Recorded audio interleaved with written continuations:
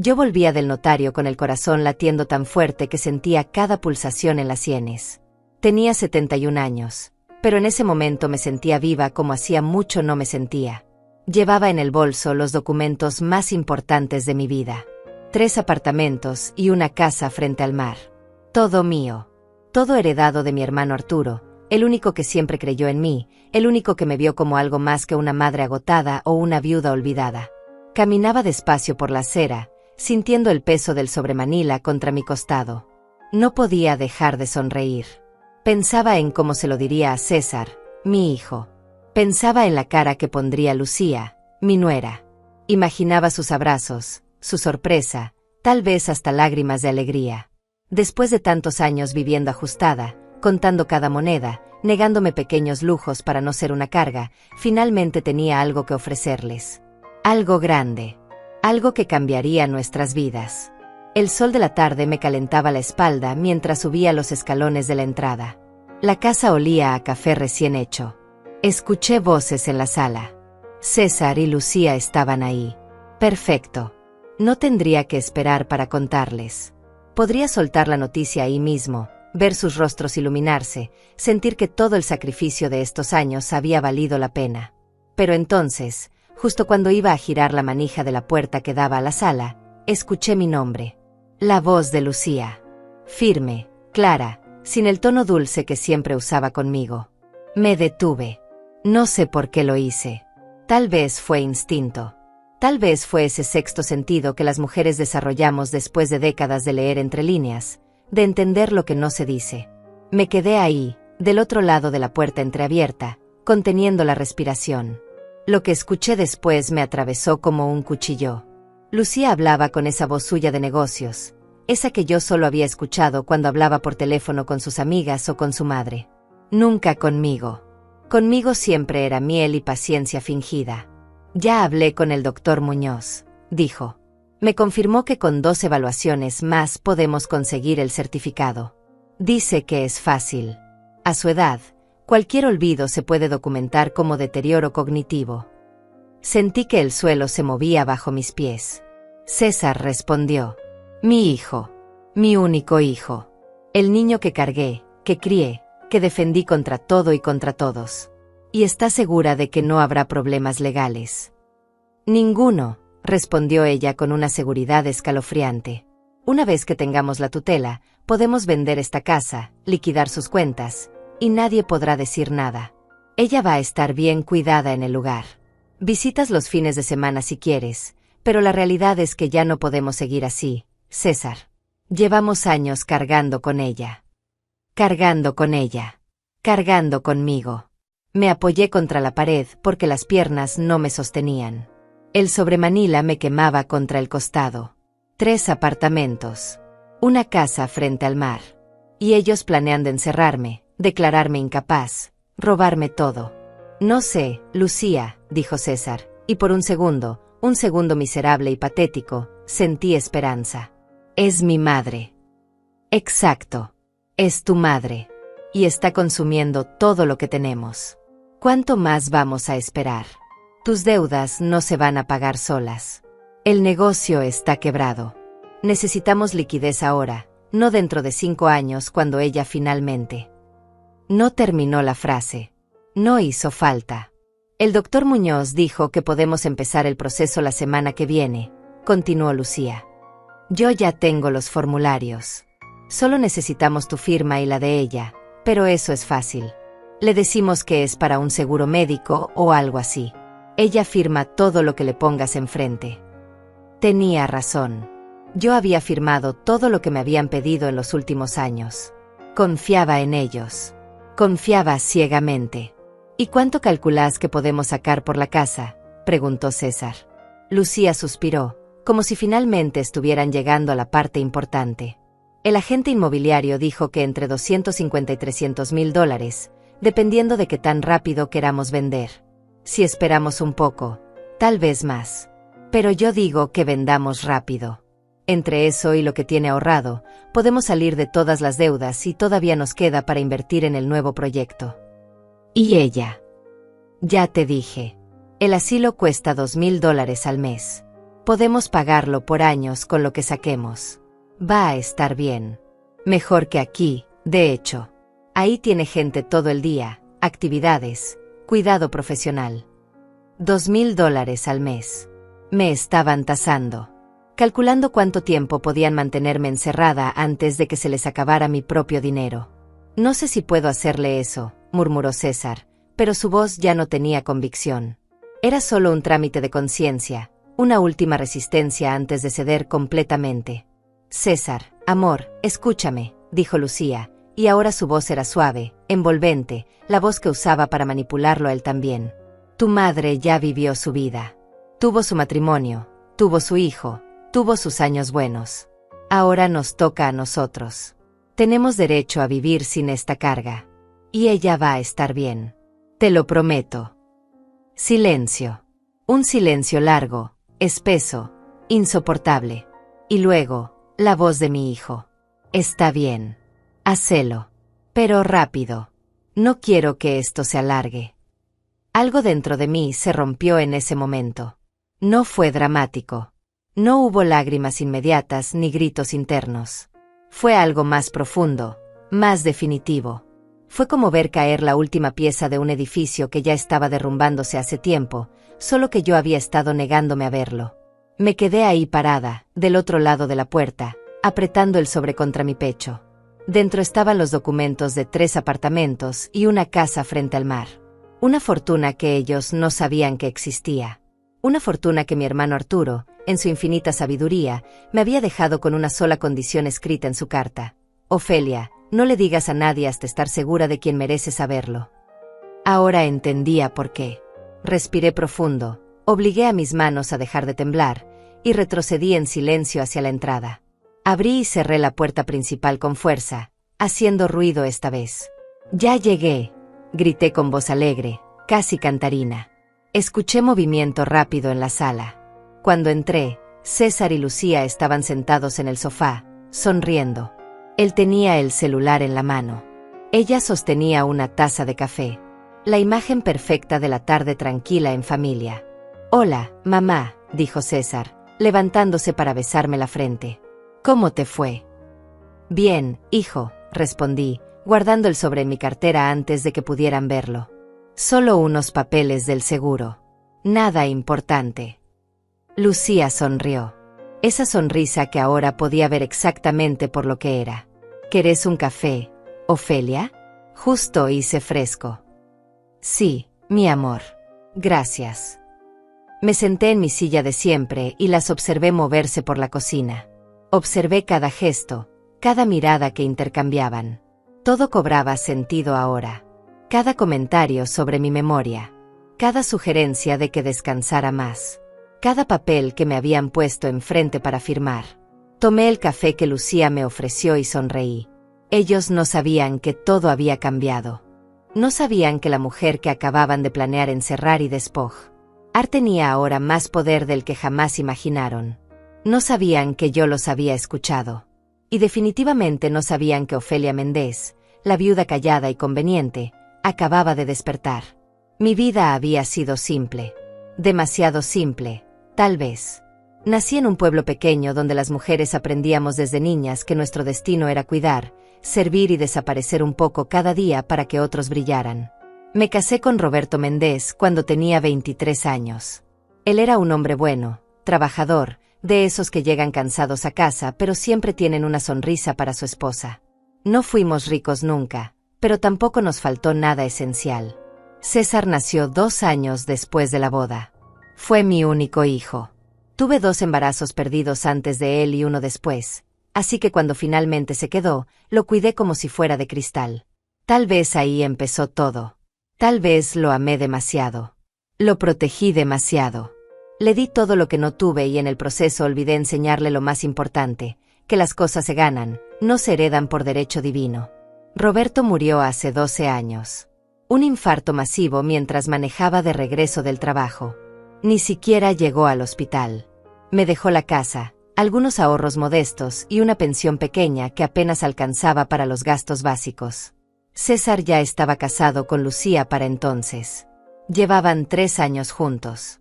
Al principio, después del funeral, Hablaron de que me mudara con ellos. No podés quedarte sola, mamá, decía César. Pero yo me resistí. Todavía tenía fuerzas. Todavía podía valerme por mí misma. Todavía tenía mi casa, mi espacio, mis rutinas. Durante 5 años viví así, visitándolos los domingos, recibiendo sus llamadas corteses a mitad de semana. Pero las cosas cambiaron cuando César perdió su trabajo. Nunca me dijeron exactamente qué pasó. Algo sobre recortes en la empresa, reestructuración, las mentiras amables que se dicen cuando alguien es despedido. Lucía trabajaba, pero su sueldo no alcanzaba para mantener el estilo de vida al que se habían acostumbrado. El apartamento caro en la zona nueva de la ciudad. El auto último modelo. Las salidas a restaurantes los fines de semana. Fue entonces cuando las visitas se hicieron más frecuentes. Y las conversaciones, más específicas. Mamá, esta casa es demasiado grande para vos sola, decía Lucía, mirando alrededor con esos ojos calculadores que yo no sabía leer todavía. ¿No te sentís sola aquí? Estoy bien, respondía yo. Y era verdad. Me gustaba mi soledad. Me gustaban mis plantas en el jardín, mis programas de televisión por la noche, mi café de la mañana en el porche. Pero pensá en lo práctico, insistía César. Si te pasara algo, si te cayeras, si te sintieras mal en la madrugada, nadie se daría cuenta hasta horas después. Tenían razón en eso, supongo. La vejez trae esos miedos. Esa sensación de fragilidad que antes no existía. Ese miedo a morir sola y ser encontrada días después por un vecino que nota el olor. Así que cuando me propusieron que nos mudáramos todos juntos a mi casa, acepté. Ellos venderían su apartamento, pagarían sus deudas, y viviríamos como familia. Va a ser como antes, mamá, decía César. Como cuando yo era chico. Pero no fue como antes. Desde el primer día, las cosas fueron diferentes. Lucía reorganizó toda la casa. Para hacerla más funcional, decía. Mis muebles fueron a parar al sótano. Mis cuadros, reemplazados por los de ella. Mi cocina, rediseñada según sus gustos. Poco a poco, mi casa dejó de ser mía. Las comidas ya no eran momentos de familia, sino trámites rápidos. César comía mirando el celular.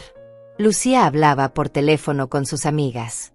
Yo me sentaba en silencio, sintiéndome cada vez más invisible en mi propia mesa. Empezaron los comentarios. Pequeños al principio, casi imperceptibles. Ofelia, ¿ya le pusiste sal a esto? Porque parece que lo hiciste 2 veces. Mamá, ¿te acordás que me pediste que comprara leche?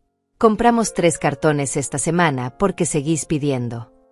Ofelia, dejaste la llave de agua abierta otra vez. Hay que tener más cuidado. Cada comentario era una semilla de duda plantada en mi cabeza.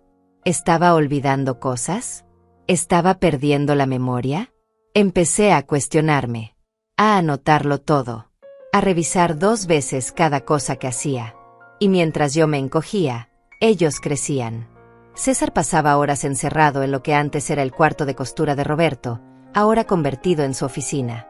Hablaba de negocios nuevos, de inversiones, de oportunidades. Pero yo nunca vi dinero entrar. Solo vi cómo mis ahorros empezaban a desaparecer. Mamá, necesito que me prestes $2,000, decía César. Es para el negocio. Te los devuelvo el mes que viene. Nunca me los devolvió. Ofelia, ¿podés ayudarnos con el pago de la luz este mes? Estamos un poco ajustados. Pedí a Lucía con esa voz suave que yo ahora sé que era pura manipulación. Siempre ayudaba. Siempre decía que sí. Porque era mi hijo. Porque eran mi familia. Porque las madres se sacrifican, ¿no? Eso nos enseñaron. Mi pensión de $1,200 al mes se esfumaba en 3 semanas. Los $30,000 que Roberto me había dejado se convirtieron en 20, luego en 15, luego en 8. Yo llevaba la cuenta en un cuaderno escondido en mi habitación, sumando cada préstamo que nunca se devolvía, cada ayuda que se convertía en obligación. Pero me decía a mí misma que estaba bien, que para eso era la familia, que César estaba pasando por un momento difícil y yo tenía que apoyarlo como siempre lo había hecho. Lucía era más sutil pero más constante. Siempre tenía una sugerencia, siempre tenía un comentario envuelto en preocupación. Ofelia, ¿No crees que deberías ver a un doctor? Te he notado más olvidadiza. Tal vez deberíamos poner las cuentas a nombre de César, por si te pasa algo. Es más seguro. ¿Por qué no me das tu tarjeta? Yo puedo hacer las compras. Así no tenés que salir con el frío. Cada sugerencia era una pequeña renuncia. Cada renuncia me hacía más pequeña, más dependiente, más invisible. Y yo aceptaba todo porque pensaba que era amor. Pensaba que me estaban cuidando. ¡Qué tonta fui! Mis amigas empezaron a desaparecer de mi vida. No porque yo quisiera, sino porque cada vez que planeaba verlas, había algo más importante. Mamá, hoy necesito que te quedes porque viene el técnico del internet. Ofelia, mejor no salgas hoy, está lloviendo y te podés resfriar. Hasta que dejaron de llamar. Hasta que yo misma dejé de intentarlo. Me convencí de que a mi edad ya no necesitaba amigas. Que mi familia era suficiente. Mi hermano Arturo venía a visitarme cada 2 meses. Él vivía en la capital, a 3 horas de distancia. Era un hombre exitoso, dueño de varios negocios, pero nunca se casó ni tuvo hijos. Yo era su única familia cercana. Y él era la única persona que veía lo que yo me negaba a ver. Ofelia, ese muchacho te está usando, me decía mirándome fijo con esos ojos grises que nos heredó nuestra madre. Y esa mujer es peor. Te están vaciando, hermana. No digas eso, Arturo. César es mi hijo. Precisamente por eso te lo digo. Porque te conozco. Porque sé que sos capaz de desaparecer completamente con tal de que él esté bien. Pero yo no lo escuchaba. No quería escucharlo. Porque escucharlo significaba aceptar que había fallado como madre. Que había criado a un hombre capaz de explotar a su propia madre. La última vez que Arturo vino, hace 4 meses, tuvo una discusión fuerte con César. Yo estaba en la cocina, pero escuché todo. Le estás robando a tu madre, dijo Arturo sin rodeos. Ella me da el dinero porque quiere, respondió César. Te lo da porque la manipulás. Porque le haces sentir que si no te ayuda, es mala madre. No tenés derecho a venir a mi casa a insultarme. Esta no es tu casa. Es la casa de tu madre. Y si tuviera ese un poco de vergüenza, estarías ayudándola en vez de sangrarla. César lo echó. Y yo, cobarde como siempre, no dije nada. Dejé que mi hijo echara a mi hermano. Dejé que se fuera enojado. No sabía que esa sería la última vez que lo vería con vida. Arturo murió hace 2 meses. Un aneurisma cerebral. Rápido, sin dolor, me dijeron. Fui sola al funeral. César dijo que tenía una reunión importante. Lucía dijo que alguien tenía que quedarse cuidando la casa. En el funeral, el abogado de Arturo me entregó una carta. Don Arturo dejó instrucciones de que usted recibiera esto en mano, me dijo. La carta de Arturo me quemaba en las manos mientras volvía del funeral.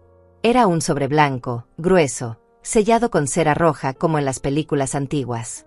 En la parte frontal, con la letra inclinada y firme de mi hermano, decía simplemente, para Ofelia. Leer a solas. Esperé hasta la noche. César y Lucía habían salido a cenar con unos amigos. Yo había dicho que estaba cansada, que prefería quedarme en casa. Era mentira. Necesitaba estar sola para leer lo que mi hermano tenía que decirme desde el otro lado de la muerte. Me senté en mi cama, con la lámpara de noche encendida, y abrí el sobre con manos temblorosas. Dentro había 2 cosas, una carta manuscrita de varias páginas y un documento legal doblado. Empecé con la carta. Mi querida Ofelia, si estás leyendo esto, significa que finalmente me llegó la hora. No tengas pena por mí. Viví bien, viví a mi manera, y me voy sabiendo que hice lo correcto al dejarte lo que te voy a dejar. Pero antes de que sigas leyendo, necesito que entiendas algo. Lo que viene en ese documento legal no se lo digas a nadie. A nadie. Ofelia. Ni siquiera a César. Especialmente a César. Me detuve. El corazón me latía fuerte. Seguí leyendo. Sé que te duele escuchar esto de tu propio hermano, pero ese muchacho no es el niño que criaste. No sé en qué momento se torció, si fue cuando lo malcriaste demasiado o cuando eligió casarse con esa víbora que tiene por esposa, pero la verdad es que tu hijo es un hombre débil, codicioso y capaz de cualquier cosa por dinero. Y ella es peor. Ella es el cerebro de todo. Él es solo el instrumento. Las lágrimas empezaron a caer sobre el papel, manchando la tinta, pero continué. Durante estos últimos años te he visto desaparecer poco a poco. Cada vez que venía a visitarte, eras un poco más pequeña, un poco más callada, un poco más ausente. Y ellos dos crecían en tu espacio como maleza. Te he visto darles dinero que no tenías, firmar papeles que no entendías, renunciar a cosas que eran tuyas por derecho. Y lo peor es que te he visto convencerte a ti misma de que eso era amor. Me llevé la mano a la boca para ahogar un sollozo. Pero amor no es lo que te están dando, hermana. Amor es lo que tú les das a ellos, sin recibir nada a cambio excepto migajas de atención y montañas de manipulación. Yo traté de abrirte los ojos. Dios sabe que lo intenté. Pero sos terca, Ofelia. Siempre lo fuiste. Así que decidí hacer algo diferente. Decidí protegerte incluso de ti misma. Desdoblé el documento legal con manos temblorosas. Era un testamento. El testamento de Arturo. Y mientras lo leía, el mundo se detuvo. Mi hermano me había dejado todo. 3 apartamentos en la zona más exclusiva de la ciudad, cada uno valuado en aproximadamente $150,000. Y una casa frente al mar en la costa sur, una propiedad que él había comprado hace 10 años y que según el documento valía alrededor de $300,000. En total, casi $800,000 en propiedades. Tuve que leer 3 veces para creerlo. Arturo no tenía hijos, nunca se había casado, y yo era su única heredera. Todo era mío. Volví a la carta con las manos temblando tanto que apenas podía sostener el papel. Esos bienes son tuyos y de nadie más. He dejado instrucciones muy claras con mi abogado, el licenciado Manuel Aranda. Él se va a poner en contacto contigo para organizar la transferencia de las propiedades. Pero Ofelia, escúchame bien. No le digas nada a César ni a Lucía hasta que estés completamente segura de que no van a intentar quitártelo. Y créeme, lo van a intentar. Mi hermano me conocía demasiado bien. Sé que tu primer instinto va a ser compartirlo con ellos. Vas a querer contarles, ayudarlos, darles una parte porque así sos vos. Pero te lo suplico, hermana, no lo hagas. No todavía. Obsérvalos primero. Fíjate cómo se comportan cuando no saben que tenés algo que quieren. Ahí vas a ver quiénes son realmente. Pasé a la última página. He vivido 73 años en este mundo, Ofelia, y he conocido a mucha gente. Gente buena y gente mala. Y te puedo asegurar que tu nuera es de las peores. Esa mujer no te quiere. Nunca te quiso. Vos sos un medio para un fin. Y el fin es todo lo que pueda sacar de vos. César es débil, lo maneja ella. Si le contás de la herencia, en menos de una semana van a estar presionándote para que les des todo. Van a inventar urgencias, crisis, enfermedades.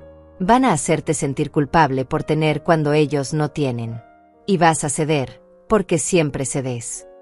Tenía razón. Sabía exactamente quién era yo. Así que te pido esto, hermana querida, sé egoísta por una vez en tu vida. Guarda este secreto. Protege lo que es tuyo. Y si en algún momento sentís que estás en peligro, que te están manipulando demasiado o forzando a hacer cosas que no querés, llama al licenciado Aranda. Él tiene instrucciones de ayudarte. Le he pagado por adelantado para que te represente y proteja tus intereses, sin que vos tengas que gastar un centavo. La carta terminaba con una despedida simple pero demoledora. Te quise siempre, Ofelia. Fuiste la mejor hermana que un hombre podía pedir. Ahora te toca ser buena con vos misma. No dejes que te destruyan. No les des ese poder. Y si alguna vez dudás, acordate de esto. Las personas que realmente te aman no necesitan que estés rota para sentirse completas. Con todo mi cariño, tu hermano Arturo. Lloré hasta quedarme sin lágrimas esa noche. Lloré por mi hermano, por su ausencia, por su amor incondicional. Lloré por mí misma, por todos los años que pasé encogiéndome para que otros crecieran. Y lloré por César, por el hijo que había sido y el hombre en que se había convertido. Al día siguiente llamé al licenciado Manuel Aranda. Era un hombre de unos 50 años, de voz pausada y modales formales. Me citó en su oficina para el martes siguiente. Señora Méndez, su hermano fue muy claro en sus instrucciones, me dijo mientras revisábamos los documentos. Estas propiedades son suyas sin condición alguna. Los apartamentos están alquilados actualmente, generando un ingreso mensual de aproximadamente $4.500 en total. Ese dinero se ha estado acumulando en una cuenta desde el fallecimiento del señor Arturo. Ya hay cerca de $9.000 disponibles. Yo no podía hablar. Solo asentía mientras él continuaba. La casa de la playa está desocupada. Su hermano la usaba ocasionalmente, pero está en perfectas condiciones. Tiene todo amueblado, servicios al día, y está lista para que usted la habite cuando lo desee. ¿Y qué tengo que hacer?, pregunté finalmente. Nada, señora. Solo firmar los documentos de transferencia ante notario. El proceso toma aproximadamente 2 semanas. Después de eso, todo estará oficialmente a su nombre. Y nadie puede quitármelo. El licenciado Aranda me miró fijamente. Nadie, señora Méndez. Estas propiedades son suyas por derecho testamentario. Nadie puede reclamarlas, venderlas o disponer de ellas sin su consentimiento expreso y documentado ante notario. Su hermano se aseguró de eso. Fue entonces cuando le conté todo. No sé por qué lo hice. Tal vez porque necesitaba decirlo en voz alta. Tal vez porque vi en sus ojos una comprensión que no encontraba en mi propia casa. Le conté sobre César, sobre Lucía, sobre el dinero que desaparecía, sobre los comentarios sobre mi memoria, sobre cómo me sentía cada vez más pequeña en mi propia vida. Él escuchó sin interrumpir. Cuando terminé, asintió lentamente. Su hermano me advirtió que algo así podía estar pasando, dijo. Por eso fue tan específico en sus instrucciones. Señora Méndez, yo no puedo decirle qué hacer con su familia. Pero sí puedo decirle esto. Si en algún momento siente que le están presionando para firmar algo, para dar su consentimiento en algo, o si siente que está en riesgo de cualquier manera, llámeme. A cualquier hora. Yo voy a proteger sus intereses. Es lo que le prometí a su hermano. Me dio su tarjeta. La guardé en el lugar más seguro que se me ocurrió, dentro de mi sostén. Firmamos los papeles ese día. El licenciado Aranda me explicó que en 2 semanas tendría que volver para la firma definitiva ante notario, y que ese día todo quedaría oficializado. Mientras tanto, me dijo, le sugiero que no comenten nada de esto con nadie. Absolutamente nadie. Entendido. Entendido, respondí. Pero mientras manejaba de regreso a casa, con los documentos preliminares en mi cartera, no pude evitar sentir una emoción que no había sentido en años. Era algo parecido a la esperanza. Era algo parecido al poder. Por primera vez en mucho tiempo, yo tenía algo que ellos no sabían. Yo tenía un as bajo la manga. Yo tenía una salida. Y entonces, justo cuando llegaba a casa y estaba a punto de contarles todo porque mi corazón de madre no sabía guardar secretos, los escuché planeando destruirme. Los días después de escuchar esa conversación fueron los más extraños de mi vida. Me moví por la casa como un fantasma que puede ver a los vivos pero no puede tocarlos. Sonreía cuando debía sonreír. Asentía cuando debía asentir. Pero por dentro estaba completamente despierta por primera vez en años, observando cada detalle con una claridad dolorosa. Empecé a recordar cosas. Pequeñas cosas que en su momento parecían insignificantes, pero que ahora cobraban un significado completamente diferente. Era como si alguien hubiera encendido una luz en un cuarto oscuro y de repente pudiera ver todas las trampas que habían puesto en mi camino. Recordé aquella vez, hace 6 meses, cuando Lucía me pidió que firmara unos papeles. Es para actualizar el seguro de la casa, Ofelia, me había dicho con esa sonrisa dulce que ahora podía ver como lo que era, una máscara. Solo tu firma aquí y aquí. Yo había firmado sin leer. Confiaba en ella. Confiaba en que tenía mis mejores intereses en mente. Ahora me preguntaba qué diablos había firmado ese día. Recordé cuando César me convenció de poner su nombre en mi cuenta bancaria. Es por si te pasa algo, mamá.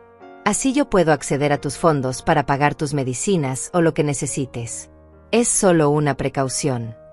Una precaución. Claro, una precaución para él, no para mí. Desde ese día, mi cuenta había empezado a vaciarse más rápido. Recordé las visitas al doctor que Lucía había organizado el año pasado. Solo un chequeo de rutina. Ofelia, a tu edad es importante hacerse controles. El doctor me había hecho preguntas extrañas. Sobre mi memoria. Sobre si olvidaba cosas. Sobre si me confundía. Yo había respondido honestamente, mencionando pequeños olvidos normales de cualquier persona de 71 años. Pero ahora me daba cuenta, estaban construyendo un expediente. Estaban documentando cada pequeña falla para usarla en mi contra. Recordé cuando empezaron a aislarme de mis amigas. No fue abrupto. Fue gradual, casi imperceptible. Primero fue Carmen, mi amiga de toda la vida. Habíamos quedado para almorzar un martes. Yo estaba lista, esperando en la sala, cuando Lucía llegó con cara preocupada. Ofelia, Carmen llamó. Dice que tiene que cancelar. Al parecer su hija está enferma. Yo le creí. Le mandé un mensaje a Carmen deseándole lo mejor. Ella respondió confundida. ¿De qué hablas, Ofelia? Yo te esperé en el restaurante por 2 horas. ¿Te olvidaste de nuestra cita? Cuando le mostré el mensaje a Lucía, ella negó haberme dicho nada. Tal vez te confundiste, Ofelia. Tal vez soñaste que te lo dije. Y yo, Dios me perdone, empecé a dudar de mí misma. Empecé a pensar que tal vez sí me había confundido. Después fue Laura. Luego Hortensia. Una por una, mis amigas fueron desapareciendo de mi vida, cada vez con una excusa diferente, cada vez dejándome más aislada, más dependiente de César y Lucía. Recordé el día que quise ir sola al banco. Lucía insistió en acompañarme. Es que la zona está peligrosa. Ofelia, no quiero que te pase nada. En el banco, ella habló por mí. Ella hizo las transacciones. Yo solo firmé donde me indicaron. El cajero ni siquiera me miró a los ojos. Para él, yo era una anciana invisible y mi nuera era quien realmente importaba. Recordé las conversaciones donde César mencionaba sus deudas. Nunca directamente. Siempre en conversaciones con Lucía que yo casualmente escuchaba. No sé cómo vamos a pagar esto. Los acreedores se están presionando. Si no conseguimos el dinero pronto, vamos a perder todo. Y yo, predecible como el amanecer, siempre ofrecía ayuda. Tengo algo ahorrado, hijo. Podemos usar eso. Ahora me daba cuenta, esas conversaciones no eran casuales. Yo estaba destinada a escucharlas. Era teatro diseñado para manipular mi culpa de madre, para hacerme sentir que si no los rescataba, sería responsable de su ruina. Recordé cuando empezaron a comentar sobre casas de retiro. No lo llamaban así, por supuesto. Lo llamaban comunidades para personas mayores o residencias asistidas. Lucía dejaba folletos coloridos sobre la mesa del comedor. Mira qué lindo, Ofelia. Tienen actividades, enfermeras las 24 horas, gente de tu edad. No estaría sola. Lo decía como si fuera un regalo, como si me estuvieran ofreciendo vacaciones permanentes. César apoyaba la idea con comentarios sutiles. Acá te aburrís, mamá. En esos lugares tendrías con quien hablar, cosas que hacer. Lo que realmente querían decir era, en esos lugares estarías fuera del camino y nosotros tendríamos tu casa. Recordé la semana pasada, cuando Lucía me preparó un té especial. Es para que duermas mejor, Ofelia. Últimamente te veo cansada. Yo tomé ese té sin sospechar nada. Esa noche dormí casi 12 horas seguidas. Al día siguiente estaba aturdida, confundida. Lucía aprovechó para hacer comentarios. ¿Ves? Así estás últimamente. Desorientada. Tal vez deberíamos hablar con el doctor. Ahora me preguntaba qué diablos me había puesto en ese té. Todos estos recuerdos me golpeaban como olas. Cada uno era una pequeña traición. Y todas juntas formaban un plan meticuloso para vaciarme, declararme incapaz y quedarse con todo lo que era mío. Pero ellos no sabían 3 cosas fundamentales. Primero, yo los había escuchado. Sabía exactamente lo que planeaban hacer. Segundo, yo tenía propiedades por valor de casi $800,000 que ellos ni siquiera sabían que existían. Tercero, Ofelia Méndez acababa de despertar. Y una mujer de 71 años que sobrevivió a la pobreza, a la viudez, a la soledad y a años de manipulación silenciosa, es mucho más fuerte de lo que cualquiera podría imaginar. Esa noche, mientras ellos dormían, saqué un cuaderno viejo del cajón de mi mesita de noche. Era un cuaderno que Roberto me había regalado hace años, con tapas de cuero gastado. Nunca lo había usado. Ahora tenía el propósito perfecto. En la primera página escribí, Diario de Defensa de Ofelia Méndez. Y empecé a anotar todo. Cada fecha. Cada conversación sospechosa. Cada papel que me habían hecho firmar. Cada vez que me habían aislado de mis amigas. Cada comentario sobre mi memoria. Cada visita extraña al doctor. Todo. También anoté los nombres y números del licenciado Manuel Aranda. Los detalles de mi herencia. Las fechas importantes. La firma final ante notario estaba programada para dentro de 10 días. Tenía que sobrevivir esos 10 días sin levantar sospechas. Al día siguiente llamé a Carmen desde un teléfono público. No podía usar mi celular. César había insistido en configurarlo mejor para mí hacía unos meses. Ahora sospechaba que tenía acceso a todas mis llamadas y mensajes. Ofelia, ¿dónde has estado?, me preguntó Carmen con voz preocupada. He tratado de llamarte, pero tu nuera siempre dice que estás descansando o que no te sientes bien. Carmen, necesito que me escuches y que no le digas nada de esto a nadie, le dije. Y le conté todo. Cada palabra que había escuchado. Cada pieza del plan. Hubo un silencio largo al otro lado de la línea. Ofelia, tenés que salir de esa casa, dijo finalmente. Esa gente es peligrosa. Lo sé, pero todavía no puedo. Tengo que esperar a que se resuelva un asunto legal. 10 días más. Solo necesito aguantar 10 días. ¿Y si en esos 10 días te hacen firmar algo? ¿Y si te llevan al doctor y consiguen que te declaren incapaz? No voy a firmar nada más. Y si intentan llevarme al doctor, voy a negarme. Voy a hacer una escena si es necesario.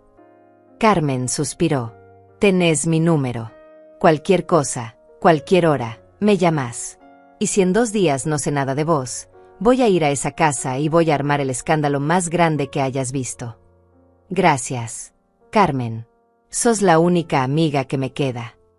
Siempre fuiste mi amiga, Ofelia. Fui yo la que dejó de insistir. Debí haberme dado cuenta de lo que estaba pasando.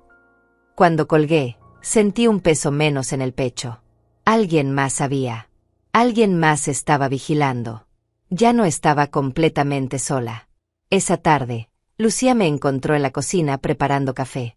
Ofelia, necesitamos hablar, dijo con esa voz seria que usaba cuando quería que algo sonara importante. Dime, mi amor. César y yo estamos preocupados por vos. Te hemos notado muy distraída últimamente. Olvidás cosas, te confundís. Respiré profundo. Era el momento de actuar. ¿En serio? No me había dado cuenta, respondí con voz suave, mirándola directamente a los ojos. Por eso queremos llevarte a un especialista. Un neurólogo. Solo para hacer una evaluación completa. Es por tu bien. ¿Cuándo? El jueves. Ya tenemos cita. El jueves era en 2 días. Y mi firma ante notario era en 10. Si me llevaban a ese neurólogo el jueves, seguramente saldré. Iba de ahí con un diagnóstico ya preparado de deterioro cognitivo. Y entonces el plan se aceleraría. Está bien, dije finalmente. Si ustedes creen que es necesario, voy. Lucía pareció sorprendida por mi docilidad. Esperaba resistencia. Pero yo había aprendido algo en estos días. A veces la mejor defensa es parecer indefensa. Perfecto, dijo ella con una sonrisa. Te va a hacer bien, ya vas a ver. Cuando se fue, saqué la tarjeta del licenciado Aranda de mi sostén y memoricé su número. En 2 días, el jueves temprano, antes de que ellos me llevaran a ese neurólogo, yo iba a hacer una llamada que cambiaría todo. El miércoles por la noche escuché la conversación que confirmó todas mis sospechas y rompió el último hilo de esperanza que me quedaba. Era tarde. Yo estaba en mi habitación, pero no podía dormir. Había algo en el ambiente, una tensión eléctrica que me mantenía alerta. Escuché que César y Lucía subían las escaleras hablando en voz baja. Pasaron frente a mi puerta y continuaron hasta su habitación al final del pasillo. Me levanté descalza y caminé en silencio hasta quedarme cerca de su puerta. Estaba entreabierta. Podía escuchar cada palabra con claridad cristalina. Mañana es el día, decía Lucía con voz decidida. El doctor Muñoz ya tiene todo listo. Va a diagnosticar demencia senil moderada con recomendación de internación inmediata. ¿Y si ella se niega?, preguntó César. No se va a negar. Le vamos a dar el tranquilizante en el desayuno, como acordamos. Para cuando lleguemos al consultorio, va a estar lo suficientemente desorientada como para que el diagnóstico sea creíble. El doctor va a hacer las preguntas, ella va a fallar en las respuestas, y listo. Tenemos el certificado. Sentí que la sangre se me helaba. ¿Y cuánto nos va a costar esto?, preguntó César. $5,000. Los pagamos con la plata que saquemos de su cuenta en cuanto tengamos la tutela. Ya hablé con el abogado. Una vez que tengamos el certificado médico y tu firma como hijo único, podemos tramitar la tutela en menos de una semana. Después viene lo bueno. ¿Cuánto calculás que podemos conseguir con todo? Lucía hizo una pausa. Imaginé que estaba haciendo cuentas mentalmente. La casa vale fácil $300,000. Tal vez más si esperamos un poco, pero yo digo que vendamos rápido. Ella tiene como $6,000 todavía en la cuenta. La pensión son $1,200 al mes. Si la internamos, esa pensión pasa a nosotros como tutores. El asilo cuesta $2,000 mensuales, pero con lo que saquemos por la casa podemos pagarle 3 años ahí dentro y todavía nos quedan como $250,000 limpios para nosotros. $250,000, repitió César, y en su voz había algo que me partió el alma. Era alivio. Era felicidad. Mi propio hijo estaba feliz pensando en encerrarme y robarme. Con eso pagamos todas las deudas, invertimos en el nuevo negocio, y finalmente podemos vivir como merecemos, continuó Lucía, sin tener que cuidar a una vieja que cada día está más inútil. ¿Y si alguien hace preguntas? ¿Si alguna de sus amigas se mete? Lucía se rió. Fue una risa fría, calculadora. ¿Qué amigas? Las alejamos a todas hace meses. No tiene a nadie. Su hermano está muerto. No hay parientes cercanos. Somos todo lo que tiene. Y cuando esté internada, nosotros controlamos quién la visita y quién no. Si alguien pregunta, mostramos el certificado médico y explicamos que lamentablemente su condición empeoró y necesitaba cuidados profesionales. Punto. Suena demasiado fácil. Es porque es fácil, César. Tu madre es una mujer vieja, sola, sin recursos reales. Nadie va a hacer preguntas. Nadie va a investigar. Este tipo de cosas pasan todos los días. Familias que internan a sus ancianos porque ya no pueden cuidarlos. Es perfectamente normal. Hubo un silencio. Luego la voz de César, más baja. A veces me siento mal por esto. No seas débil ahora, dijo Lucía con dureza. Ella tuvo su vida. Tuvo su matrimonio, su juventud, todo. Ahora nos toca a nosotros. Y además, vamos a pagarle un buen lugar. No la estamos dejando en la calle. Va a tener comida, cama, enfermeras. Va a estar bien.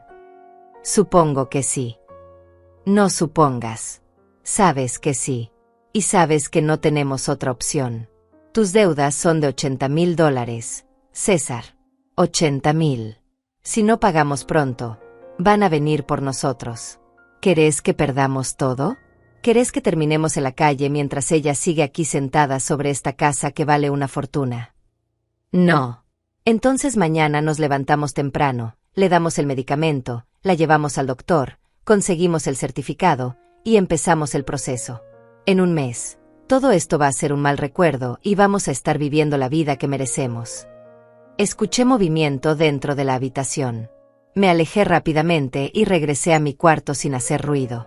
Cerré la puerta y me senté en la cama temblando de pies a cabeza. $80,000 de deudas. Mi hijo tenía $80,000 de deudas que yo no conocía. Y estaba dispuesto a destruirme para pagarlas. El tranquilizante en el desayuno. El doctor comprado. El diagnóstico falso.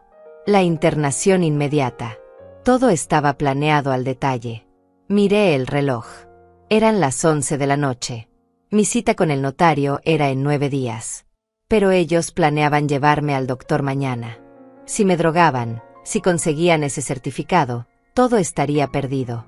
No importaría que tuviera propiedades valoradas en $800,000 si me declaraban incapaz. César, como hijo único, se convertiría en mi tutor legal. Y un tutor tiene acceso a todo. Tenía que actuar ya. No podía esperar 9 días más. Saqué la tarjeta del licenciado Aranda de mi sostén. Marqué su número desde mi celular. Era tarde, pero él me había dicho que lo llamara a cualquier hora si estaba en peligro. Contestó al cuarto timbre. Voz dormida pero alerta. Licenciado Aranda, soy Ofelia Méndez. Perdone la hora, pero estoy en peligro. Mañana me van a drogar y llevar a un médico comprado para conseguir un certificado de demencia. Necesito su ayuda. Hubo una pausa breve. Luego su voz, completamente despierta. Señora Méndez, escúcheme con atención. ¿Puede salir de su casa ahora mismo sin que ellos se den cuenta? Creo que sí. Están dormidos. Hágalo. Tome solo lo esencial. Documentos de identidad, sus tarjetas, algo de ropa. Nada más. Salga por la puerta principal y camine 2 cuadras hasta la avenida. Ahí tome un taxi y dígale que la lleve al Hotel Central, en el centro de la ciudad. Yo voy a encontrarme con usted ahí en 1 hora. ¿Puede hacer eso? Sí. Bien. No vuelva atrás por nada. No deje notas. No avise a nadie. Simplemente salga. Nos vemos en 1 hora. Colgué y miré alrededor de mi habitación. 71 años de vida y todo lo que necesitaba realmente cabía en una pequeña bolsa de viaje. Metí mi cédula de identidad, mi tarjeta del banco, algo de ropa interior, un suéter, los documentos preliminares de la herencia que el licenciado me había dado, el cuaderno donde había estado anotando todo, y las pocas fotos que tenía de Roberto y de César cuando era niño. El César que fue, no el que es ahora. Me vestí en silencio. Pantalón oscuro, blusa cómoda, zapatos bajos. Tomé los $1,200 en efectivo que tenía escondidos en una caja de zapatos en mi armario. Era lo que quedaba de mi pensión de este mes. Abrí la puerta de mi habitación despacio. El pasillo estaba oscuro y silencioso. Bajé las escaleras paso a paso, evitando el tercer escalón que siempre crujía. Llegué a la puerta principal.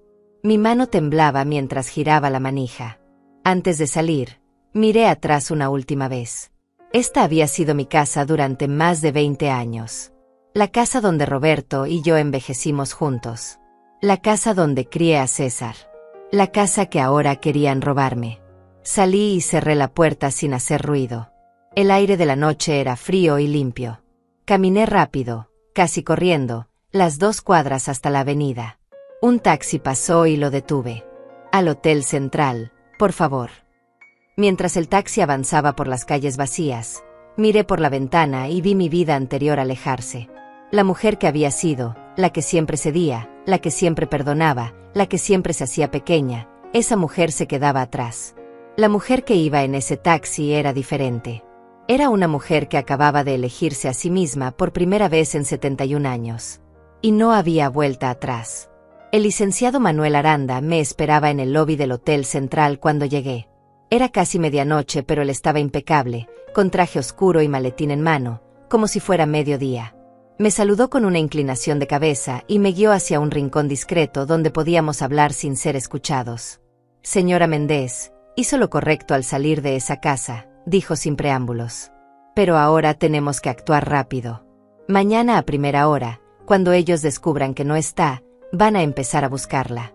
Van a llamar a hospitales, a la policía, van a fingir preocupación. Tenemos que adelantarnos. ¿Qué sugiere?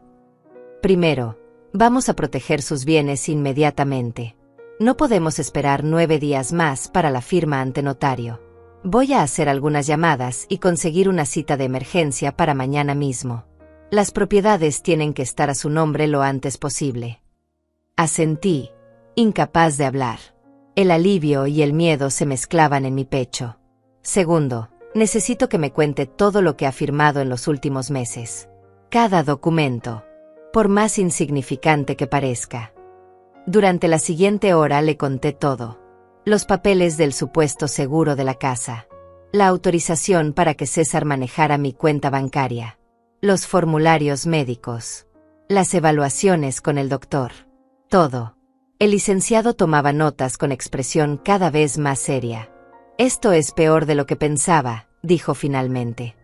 Han estado construyendo un caso contra usted durante meses. Pero hay algo que juega a su favor. Usted salió antes de que consiguieran el certificado médico definitivo. Sin ese documento, no pueden proceder con la tutela.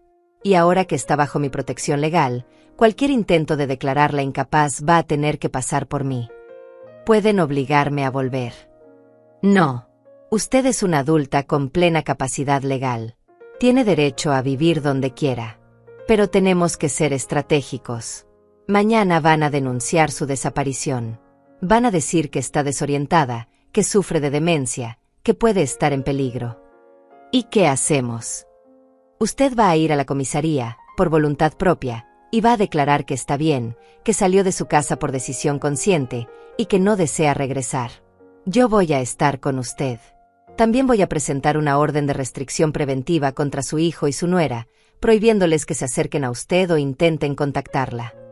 ¿Puedo hacer eso? No solo puede, debe hacerlo.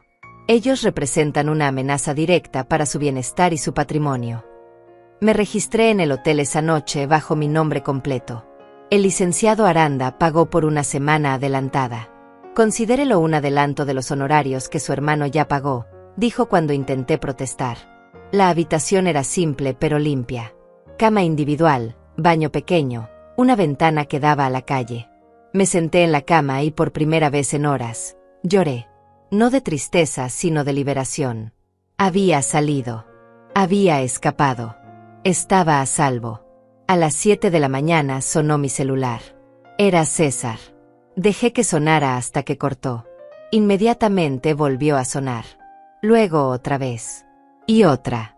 Conté 17 llamadas seguidas antes de que finalmente se detuviera. Luego llegaron los mensajes. Mamá, ¿dónde estás? Estamos preocupados. Por favor, contesta. Necesitamos saber que estás bien. Mamá, esto no es gracioso. ¿Dónde te metiste? Si no contestas, vamos a llamar a la policía. No respondí ninguno. A las 9 de la mañana, el licenciado Aranda me recogió en el hotel. Fuimos directamente a su oficina, donde ya nos esperaba un notario público que él había contactado. En menos de 2 horas, todos los documentos estaban firmados, sellados y registrados. Los 3 apartamentos y la casa de la playa estaban oficialmente a mi nombre. Nadie podía tocarlos. Nadie podía venderlos. Eran míos y solo míos. Ahora viene la parte importante, dijo el licenciado. Vamos a ir a la comisaría y usted va a hacer una declaración oficial. En la comisaría, una oficial mujer nos atendió. Se llamaba Joana Gallás y tenía una mirada directa que me hizo sentir segura. Le conté todo. Cada detalle del plan que había escuchado. Las drogas que planeaban darme. El médico comprado. La internación forzada. Todo. Ella escuchó sin interrumpir, tomando notas. Cuando terminé, se quedó mirándome largo rato.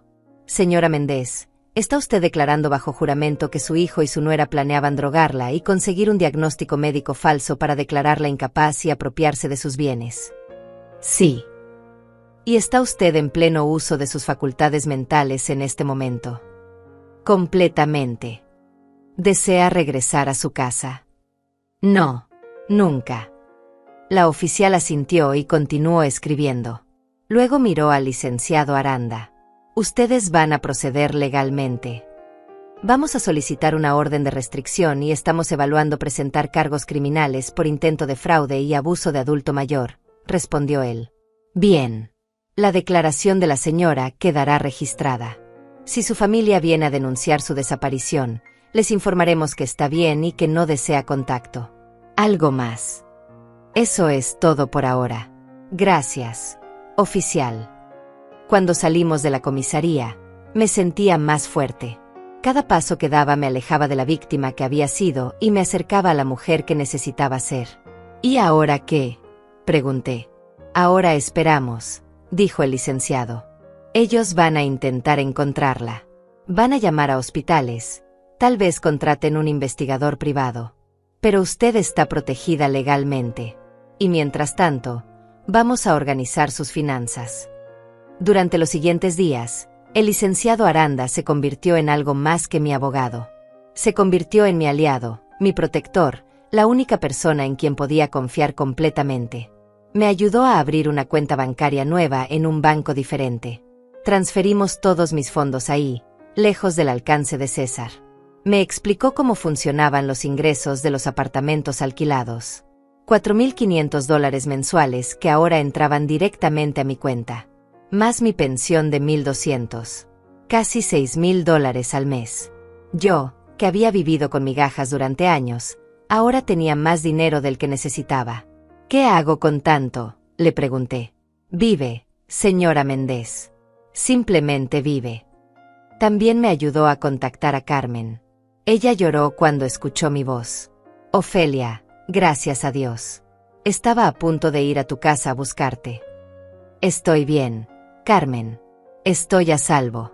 Y tengo mucho que contarte. Quedamos en vernos en un café al día siguiente. Cuando llegué, ella ya estaba ahí, esperándome con lágrimas en los ojos. Nos abrazamos largo rato. Mira lo que te hicieron, dijo tocando mi cara como si verificara que era real. Te tenían prisionera en tu propia casa. Ya no, respondí. Ya no estoy ahí. Y nunca voy a volver. Le conté todo. La herencia. El plan. Mi escape. Las propiedades. Todo. Carmen escuchaba con los ojos cada vez más grandes. $800,000, susurró. Ofelia, sos rica. No me siento rica. Me siento libre. ¿Qué es mejor? ¿Y ellos saben algo? Nada. Y no van a saber hasta que yo decida contarles. Si es que alguna vez lo hago. Mi celular sonó. Era otro mensaje de César. El número 50 y algo desde que me había ido. Ya no los contaba. Mamá, por favor.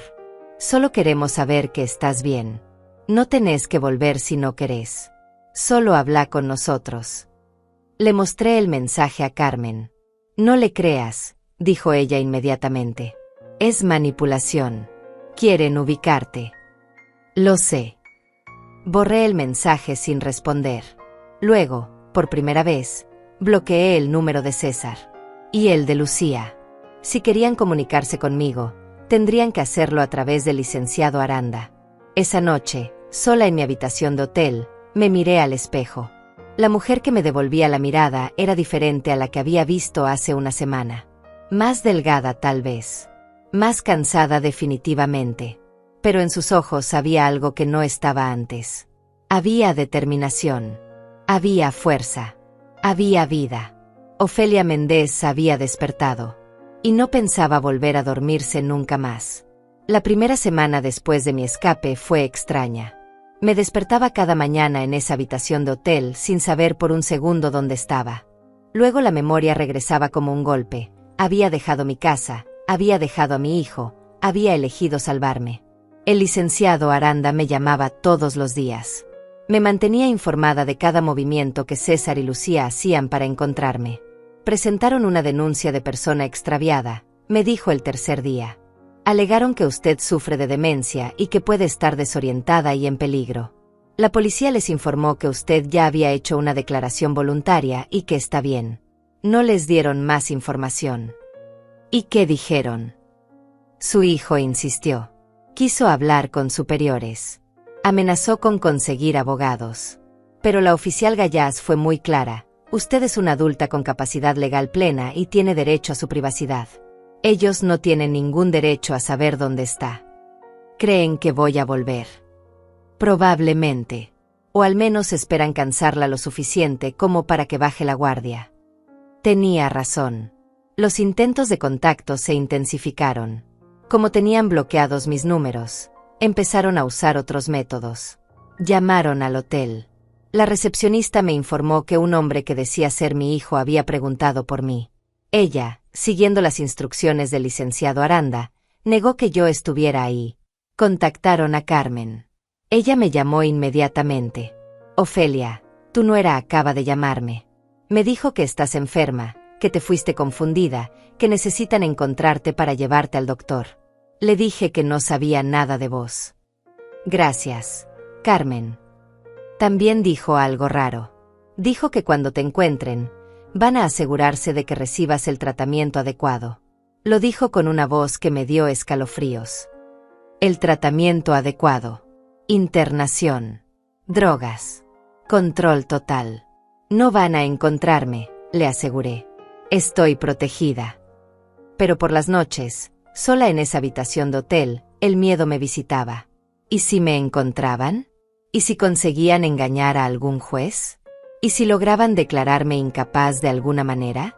El licenciado Aranda notó mi ansiedad. Señora Méndez, creo que es momento de que se mude a un lugar más permanente, me dijo una tarde. El hotel está bien temporalmente, pero usted necesita un hogar. ¿Dónde? La casa de la playa, la que le dejó su hermano. Está lista para habitarse. Tiene muebles, servicios, todo. Y lo más importante, está a 4 horas de distancia de aquí. Su hijo no sabe que existe. Puede empezar de nuevo ahí, en paz. La idea me aterraba y me emocionaba al mismo tiempo. Empezar de nuevo a los 71 años. ¿Vivir sola en una casa frente al mar era posible? Puedo llevarla este fin de semana para que la conozca, ofreció. Si no le gusta, buscamos otra opción. Pero creo que le va a gustar.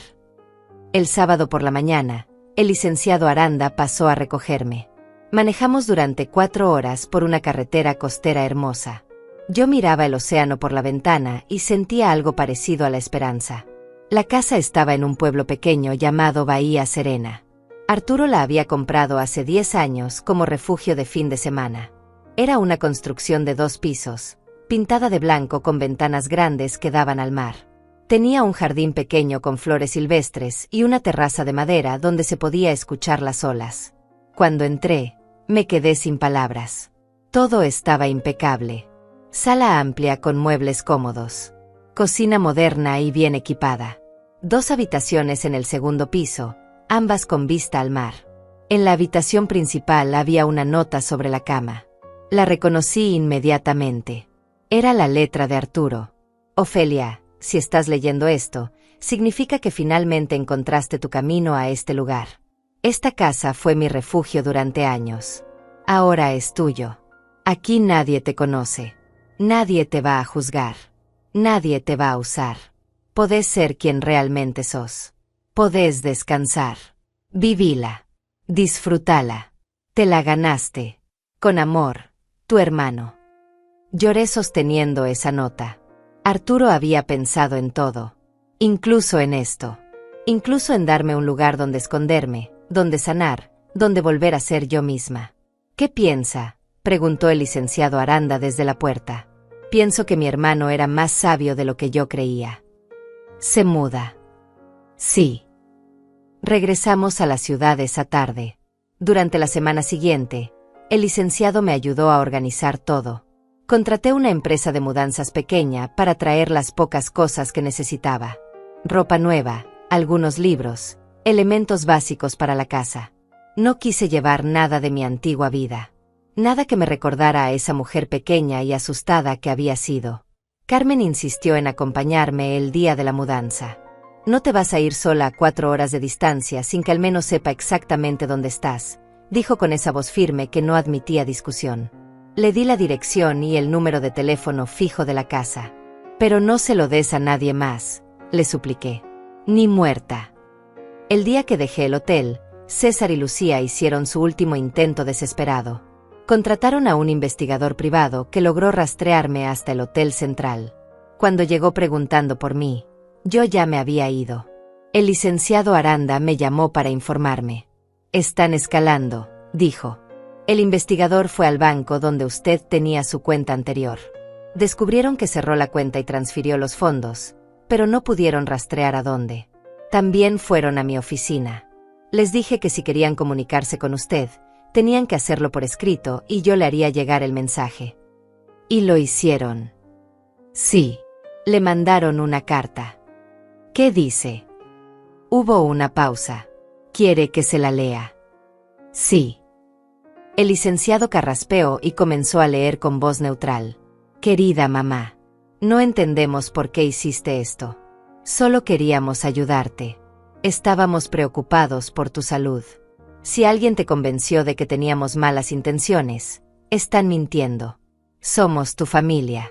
Te amamos. Por favor, volvé a casa. Podemos olvidar todo esto y empezar de nuevo. Tu hijo que te quiere, César. Silencio. Señora Méndez. Estoy aquí. ¿Quiere responder? Pensé en esa carta. En cada palabra cuidadosamente elegida. En la manipulación disfrazada de amor. En la mentira envuelta en preocupación. No, dije finalmente. No quiero responder. Que piensen lo que quieran. Yo ya sé la verdad. Hay algo más, continuó el licenciado.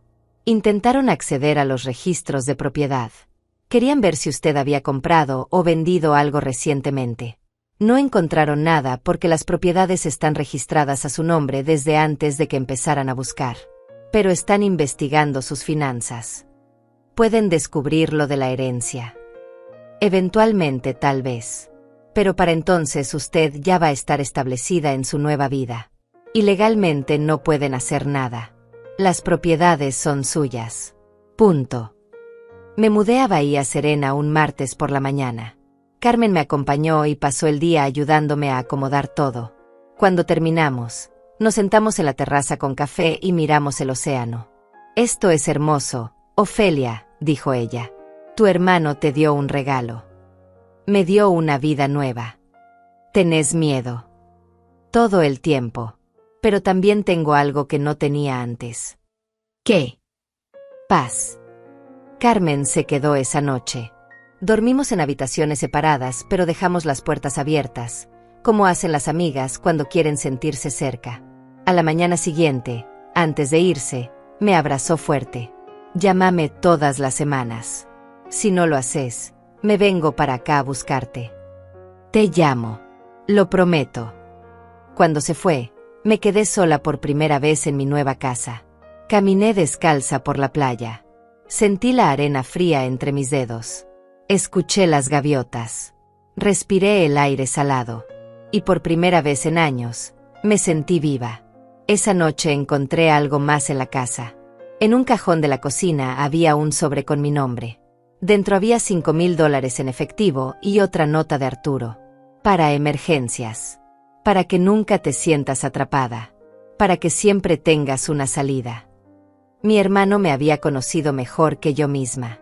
Había anticipado cada necesidad, cada miedo, cada momento de duda. Guardé el dinero en un lugar seguro y guardé la nota en mi corazón. Pasaron 3 semanas en Bahía Serena y yo empecé a entender lo que significaba vivir sin miedo. Me despertaba cuando mi cuerpo quería despertar, no cuando alguien necesitaba algo de mí. Desayunaba en la terraza mirando el mar. Caminaba por la playa todas las tardes. Leía libros que había querido leer durante años, pero nunca tuve tiempo. El pueblo era pequeño y tranquilo. La gente me saludaba sin hacer preguntas. Era simplemente la señora que vivía en la Casa Blanca frente al mar. Nadie sabía mi historia. Nadie me juzgaba. Nadie esperaba nada de mí.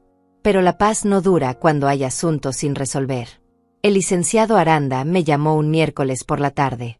Señora Méndez, necesito informarle algo importante. Su hijo y su nuera acaban de presentar una demanda legal. Están solicitando que un juez revise su capacidad mental y les otorgue la tutela sobre usted y sus bienes. Sentí que el estómago se me hundía. Pueden hacer eso. Pueden intentarlo. Pero tienen un problema. Usted ya hizo una declaración oficial ante la policía. Tiene representación legal. Ha demostrado capacidad para manejar sus asuntos. Y lo más importante, yo tengo la conversación que usted escuchó documentada en su diario. Eso es suficiente. No sé si es suficiente, pero es fuerte. Sin embargo, hay algo más que necesito decirle. El juez ha ordenado una evaluación psiquiátrica independiente.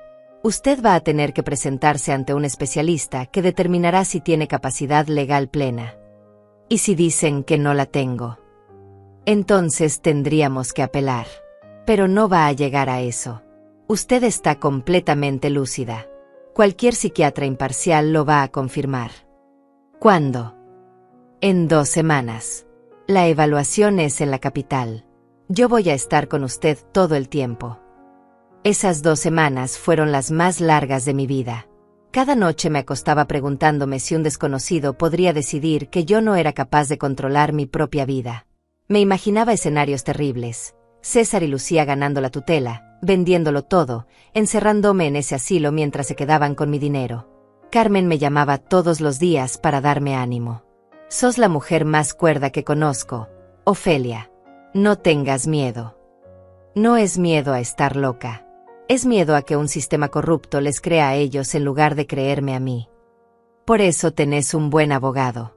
Por eso tenés pruebas. Por eso vas a ganar. El día de la evaluación, el licenciado Aranda pasó a recogerme temprano. Manejamos las 4 horas hasta la capital en silencio. Yo repasaba mentalmente todo lo que había vivido, preparándome para contarlo con claridad. La clínica psiquiátrica era un edificio moderno en el centro de la ciudad. El doctor que me evaluaría se llamaba Alfredo Treviño. Era un hombre de unos 60 años, de voz suave y mirada atenta. Señora Méndez, voy a hacerle algunas preguntas, dijo. No hay respuestas correctas o incorrectas. Solo quiero conocerla y entender su situación. Durante 3 horas me hizo preguntas. Sobre mi vida, mi memoria, mis decisiones recientes, mis relaciones familiares. Le conté todo. Desde el principio hasta el final. No omití nada. Le hablé de los años de manipulación, de la conversación que escuché, del plan para drogarme, de mi escape. Él escuchaba sin juzgar, tomando notas ocasionales. ¿Por qué cree que su hijo haría algo así?, preguntó en un momento. Porque tiene $80,000 de deudas que no puede pagar. Porque está casado con una mujer que lo manipula. Porque en algún momento dejó de verme como su madre y empezó a verme como un obstáculo entre él y el dinero. ¿Y cómo se siente usted con respecto a eso? Pensé largo rato antes de responder. Destrozada, traicionada, pero también liberada. Porque finalmente vi la verdad. Y la verdad, por dolorosa que sea, es mejor que la mentira. Al final de la evaluación, el doctor Treviño me miró fijamente. Señora Méndez, usted es una de las personas más lúcidas que he evaluado en mucho tiempo. Lo que vivió fue abuso financiero y emocional sistemático. El hecho de que haya podido reconocerlo y actuar para protegerse demuestra exactamente lo opuesto a lo que su familia está alegando. Sentí que las lágrimas empezaban a acumularse en mis ojos. Entonces, mi reporte va a ser muy claro. Usted tiene plena capacidad mental. No hay ninguna razón médica o psicológica para que alguien más maneje sus asuntos. La demanda de tutela debería ser rechazada. Salí de esa clínica sintiéndome 10 kilos más liviana. El licenciado Aranda sonreía. Lo hizo muy bien, señora Méndez. ¿Ahora qué pasa? Ahora esperamos la audiencia judicial. Con este reporte, su declaración ante la policía y su testimonio directo no tienen caso. Van a perder. La audiencia fue programada para 3 semanas después. El licenciado Aranda me preparó para cada posible escenario. Me explicó qué preguntas me harían, cómo responder, cómo mantener la calma aunque viera a César y a Lucía. Van a intentar provocarla emocionalmente, me advirtió. Van a hacerse las víctimas. Van a llorar. Van a decir que solo querían ayudarla. No se deje engañar. No lo haré. El día de la audiencia llegó. Me vestí con dignidad. Pantalón oscuro, blusa blanca, el collar de perlas que Roberto me había regalado para nuestro aniversario número 20. Me miré al espejo y vi a una mujer fuerte mirándome de vuelta. Llegamos temprano al juzgado. El licenciado Aranda me guió hasta la sala de audiencias. Y ahí, del otro lado del pasillo, estaban ellos. César había envejecido. Tenía ojeras profundas y había perdido peso. Lucía estaba impecable como siempre, con un vestido conservador y maquillaje discreto. La imagen perfecta de la nuera preocupada. Cuando nuestras miradas se cruzaron, César me miró con una mezcla de sorpresa y algo que podría haber sido vergüenza. Lucía me miró con odio puro. «Mamá», dijo César dando un paso hacia mí. El licenciado Aranda se interpuso inmediatamente. «Señor Méndez, hay una orden que prohíbe el contacto directo». Por favor, mantenga su distancia. Solo quiero hablar con mi madre. Puede hacerlo en la audiencia, bajo supervisión del juez. Entramos a la sala. El juez era una mujer de unos 50 años, de expresión seria. Se llamaba Laura Muñoz y tenía reputación de ser justa pero estricta. El abogado de César y Lucía presentó su caso primero. Hablaron de mi edad, de supuestos olvidos, de mi comportamiento errático al abandonar mi casa sin aviso. Presentaron testimonios del doctor que iban a usar para drogarme, quien declaró que yo mostraba signos de deterioro cognitivo. Presentaron los papeles que me habían hecho firmar como evidencia de mi confusión. Era todo teatro, todo mentira, pero estaba bien construido. Luego fue mi turno. El licenciado Aranda presentó el reporte del doctor Treviño. Presentó mi declaración ante la policía. Presentó mi diario donde había documentado cada conversación sospechosa, cada manipulación, cada señal de abuso. Y luego me llamó a testificar. Me senté frente al juez y conté mi historia. Con voz clara y firme. Sin lágrimas. Sin drama. Solo los hechos. Escuché a mi hijo y a mi nuera planear drogarme, conseguir un diagnóstico falso, internarme en un asilo y vender mi casa para pagar las deudas de él. No era confusión. No era paranoia. Era la verdad. Y tuve que escapar para salvar mi vida y mi libertad.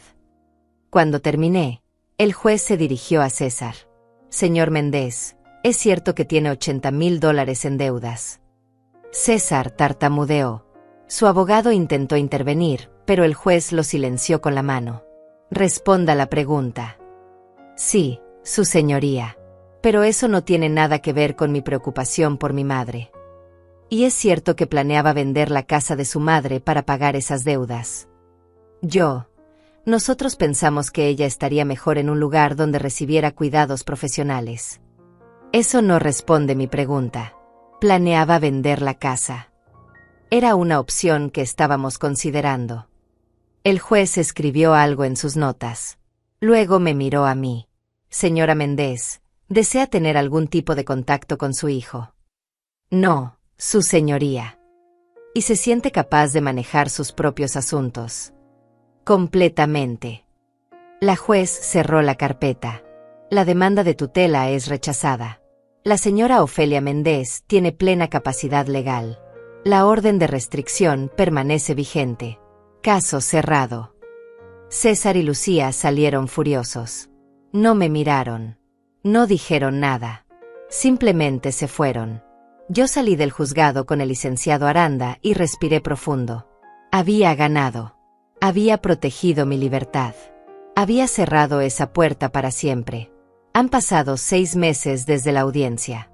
6 meses desde que gané mi libertad definitivamente. 6 meses viviendo en esta casa frente al mar que mi hermano me dejó. La vida en Bahía Serena es simple y hermosa. Me despierto con el sonido de las olas. Desayuno en la terraza. Camino por la playa cada tarde, sintiendo la arena bajo mis pies y el viento en mi cara. He conocido a los vecinos. Gente amable que me invita a tomar café, que me cuenta historias del pueblo, que no me pregunta sobre mi pasado porque entienden que todos tenemos derecho a empezar de nuevo. Carmen me visita una vez al mes. Nos sentamos en la terraza, tomamos vino, reímos como no reíamos en años. A veces llora cuando me mira. No puedo creer todo lo que pasaste, me dice. Y no puedo creer lo fuerte que sos. No soy fuerte. Solo estoy cansada de ser débil. Los 3 apartamentos que heredé siguen generando ingresos. $4,500 mensuales que se depositan en mi cuenta sin que yo tenga que hacer nada. Sumados a mi pensión, tengo más dinero del que jamás soñé tener. No lo gasto en lujos. Lo gasto en paz. En libros. En flores para mi jardín. En ocasionales viajes cortos con Carmen a pueblos cercanos. El licenciado Manuel Aranda se convirtió en algo más que mi abogado. Es mi amigo. Me llama cada 2 semanas para asegurarse de que esté bien. Me ayudó a escribir un testamento nuevo, claro y blindado. Cuando yo muera, todo irá a organizaciones de protección a adultos mayores y a refugios para víctimas de abuso familiar. César no recibirá ni un centavo. Esa fue mi decisión y la tomé en paz. De César y Lucía no he sabido nada directo. pero el licenciado me mantiene informada de lo que averigua. Después de perder la demanda de tutela, intentaron apelar. La apelación fue rechazada. Gastaron miles de dólares en abogados para nada. Las deudas de César crecieron. Tuvieron que vender su propio apartamento y mudarse a uno más pequeño en las afueras de la ciudad. Lucía consiguió un trabajo de oficina. César trabaja como vendedor en una tienda. Viven la vida que siempre les correspondió, una vida normal, sin lujos robados, sin herencias mal habidas. A veces me pregunto si César piensa en mí. Si se arrepiente. Si entiende lo que perdió no solo en dinero, sino en dignidad, en amor, en la posibilidad de tener una madre en sus últimos años. Probablemente me culpa. Probablemente le contó a todos que soy una vieja loca que lo abandonó, que lo desheredó sin razón, que lo traicionó. Y está bien. Que piense lo que quiera. Yo sé la verdad. Y la verdad es que yo no lo abandoné. Él me abandonó primero. Me abandonó cada vez que eligió el dinero sobre mí. Me abandonó cuando planeó drogarme y encerrarme. Me abandonó cuando dejó de verme como su madre y empezó a verme como un recurso que explotar. Hay momentos, lo confieso, en que siento tristeza. No por él, sino por el niño que fue. Por ese César de 5 años que corría a abrazarme cuando llegaba del trabajo. Por ese César de 10 años que me hacía dibujos en la escuela. Por ese César de 15 años que todavía me pedía consejos. Ese César murió hace mucho. Tal vez nunca existió realmente. Tal vez siempre fue una ilusión que yo me negaba a soltar. Pero ya lo solté. Y en ese soltar encontré algo inesperado. Me encontré a mí misma. Descubrí que Ofelia Méndez no es solo una madre, una viuda, una víctima. Ofelia Méndez es una mujer completa. Una mujer que tiene derecho a ser feliz. Una mujer que puede vivir para sí misma sin sentirse culpable. He empezado a hacer cosas que siempre quise hacer, pero nunca me permití. Tomé clases de pintura en el centro comunitario del pueblo. Mis cuadros son terribles, pero me hacen feliz. Me uní a un club de lectura donde mujeres de mi edad nos reunimos cada semana a discutir libros. Adopté una gata que apareció un día en mi jardín. La llamé Libertad. Una tarde, mientras pintaba en la terraza, una mujer joven del pueblo se acercó. Se llama Hortensia Aranda, es sobrina del licenciado, y trabaja como trabajadora social. Señora Ofelia, me dijo con timidez. Mi tío me contó su historia. Espero que no le moleste. No me molesta. Es que trabajo con adultos mayores en situaciones de abuso. Y me preguntaba si alguna vez consideró compartir su experiencia. Hay tantas mujeres viviendo lo que usted vivió. Tantas que no saben cómo salir. Su historia podría ayudarlas. Lo pensé durante días. La idea me asustaba. Exponer mi dolor, mi vergüenza, mi historia frente a desconocidos. Pero luego recordé los años que pasé sintiéndome sola, creyendo que era la única, pensando que tal vez yo era el problema. Está bien, le dije finalmente. Lo haré. Ahora, una vez al mes, voy al centro comunitario y hablo con grupos de mujeres mayores. Les cuento mi historia. Les digo que no están solas. Les digo que el amor verdadero nunca te hace pequeña. Les digo que nunca es tarde para elegirse a sí mismas. Y cuando veo sus caras, cuando veo las lágrimas de reconocimiento, cuando alguna se acerca después y me susurra gracias, necesitaba escuchar esto. Siento que finalmente mi dolor sirvió para algo. Hace 2 semanas recibí una carta. No tenía remitente, pero reconocí la letra inmediatamente. Era de César. La sostuve en mis manos durante 1 hora antes de decidir si abrirla. Finalmente lo hice. Mamá, no espero que me perdones. Sé lo que hice. Sé lo que planeamos. No tengo excusas. La codicia me cegó. Lucía me manipuló, pero esa no es excusa. Yo tomé las decisiones. Yo te traicioné. Perdí mi casa, perdí mi estabilidad, pero sobre todo te perdí a vos. Y eso es lo que más me duele. No te pido que vuelvas. No te pido dinero. Solo quería que supieras que me arrepiento. Y que a pesar de todo, te sigo queriendo. Tu hijo, César. Leí esa carta 3 veces. Busqué en cada palabra señales de manipulación, de intenciones ocultas. Pero solo encontré tristeza. Tal vez era genuina. Tal vez no. Ya no importaba. Escribí una respuesta corta. César, recibí tu carta. El arrepentimiento es el primer paso hacia la redención, pero no borra lo que pasó. Te deseo bien en tu vida. Ojalá encuentres tu camino. Pero mi camino ya no incluye la posibilidad de que me lastimes de nuevo.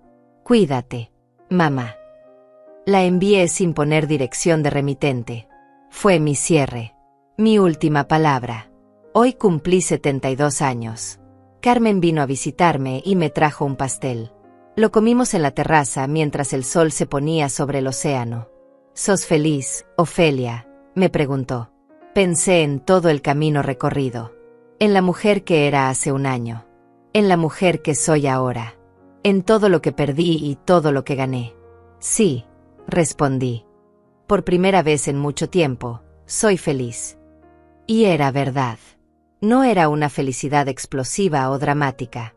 Era una felicidad tranquila, profunda, construida sobre la base sólida de la dignidad recuperada. Esa noche, sola en mi casa, salí a la playa. Las estrellas brillaban sobre el mar oscuro. Me quité los zapatos y caminé hasta donde las olas mojaban mis pies. Pensé en Arturo, mi hermano, que tuvo la sabiduría de protegerme incluso después de su muerte.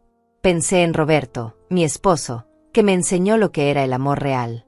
Pensé en la mujer que fui y en la mujer que ahora soy.